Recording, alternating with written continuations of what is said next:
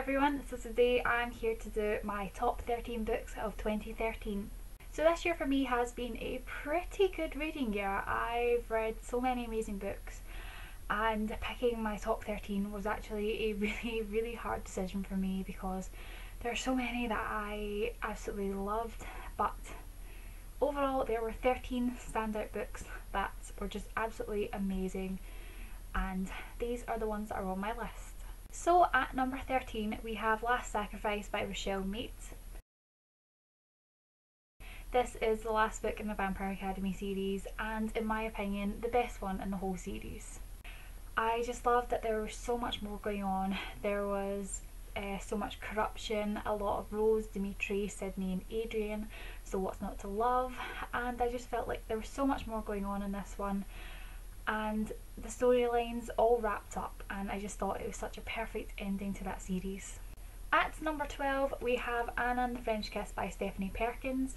This is definitely my favourite contemporary of 2013 because it was just so cute and I love it so much, and I have actually read it a couple of times this year when I've been feeling down. I just haven't said because it's been a read for this year, so there's no point in mentioning it, but every single time I've reread this I've completely fell in love with it over and over again, which is why it deserves a place on my top 13. At number 11 we have Shadow and Bone by Leigh Bardugo. This is one of the best fantasy books I've ever read.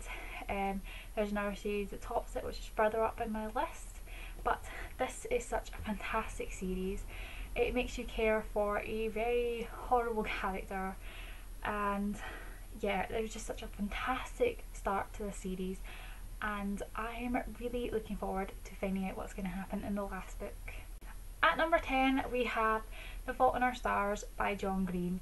Yes, I did wait until 2013 to read this book, but you know what, I don't really care because now I have such an amazing book in my top 10 because I cried so much with this book. It was beautiful, hilarious and heartbreaking all at the same time, but it was such a moving story and I loved it. At number 9 we have This Song Will Save Your Life by Leila Sales. This is a book that I didn't actually think I was going to enjoy, but I ended up loving it. It has such a powerful message behind it.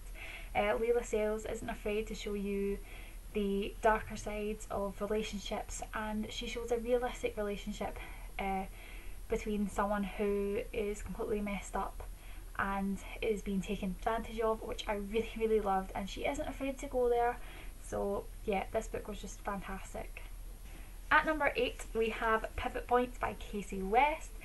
Purely because this book destroyed me at the end. I didn't even know what to do when I finished it because oh my god, Casey West is just one of my favourite authors of this year because her two books that came out have been fantastic, but this one has definitely been my favourite purely because of that unforeseen twist at the end that almost ripped out my heart.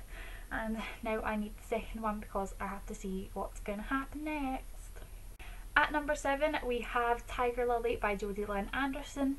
This is yet another one that I didn't think I was going to enjoy. I wasn't actually enjoying it through the first couple of chapters, but there was a turning point in this book for me. I can't actually pinpoint it. There was just a moment where I was like, oh my god, this book is amazing, and it was just such a beautiful and moving story, and I cried a lot at this book. I didn't just cry at the end, although I was in tears by the end. I cried from about halfway through this book towards the end because it was just heartbreaking. At number 6 we have Eleanor and Park by Rainbow Rowell. Rainbow Rowell is another of my favourite authors I've discovered this year. I've read both Eleanor and Park and Fangirl, and I have attachments sitting on my shelf waiting to be read, and Eleanor and Park was by far my favourite one that I've read. It was just such a cute and adorable story about two teenagers falling in love, and they both had their own problems, and it was just heartbreaking and beautiful, and I loved it so much, and I'm really looking forward to seeing what Rainbow Rowell is going to come out with next. At number 5 we have Angel Fall by Susan E. Angel Fault was a fantastic discovery for me this year. I'm a massive fan of angel books, so when I found out that this was a post-apocalyptic thing about angels who had taken over the world and were fighting and whatever, I knew I had to read it, and I completely fell in love with this series and their characters.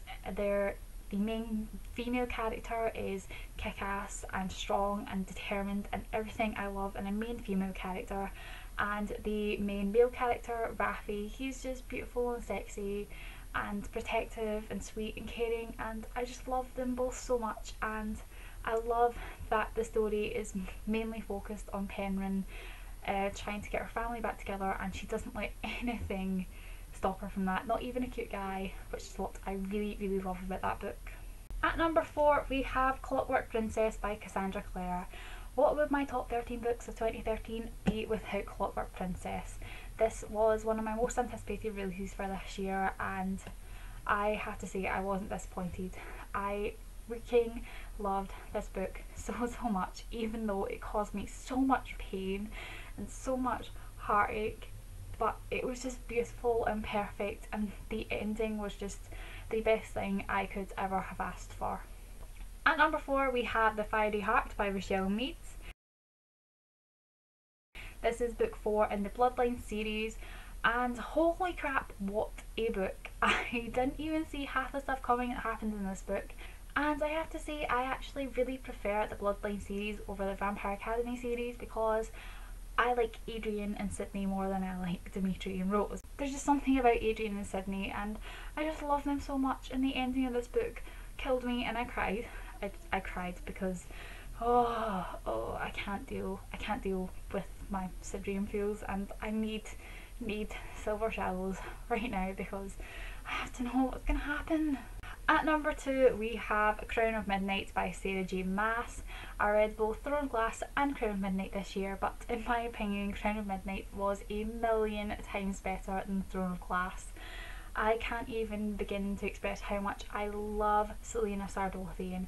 She is the most badass, kick-ass, determined, strong, powerful character I've ever read about, and she shows it so much in this one. I love that we got to see her acting like an assassin in this one, and this story was just constantly throwing twists and horrible surprises at you, and yeah, there was also the Chaol part, so obviously this one was going to be my favourite. And finally, my favourite book of 2013 was These Broken Stars by Amy Kaufman and Megan Spooner. This was the biggest surprise for me this year. I thought I was going to enjoy this book, but I didn't expect to love it as much as I did. This book just blew my mind. The whole idea behind the story was fantastic, and I loved every single second about it. The two main characters are the best things about that book, and the fact that there were so many mind-blowing twists and heart-breaking twists that just came out of nowhere and didn't even see it coming. That was what made that book for me, and it has to be my favourite book of the year because I just can't think of anything that topped it. So there we go, that's my top 13 books of 2013. Let me know in the comments if you've done a top 13 books of 2013 video, and I will definitely go and check it out. And if you haven't done a video, let me know in the comments what your favourite books of 2013 were. So thank you guys so much for watching this video, and I'll see you guys tomorrow in the new year with a new video. Bye everyone.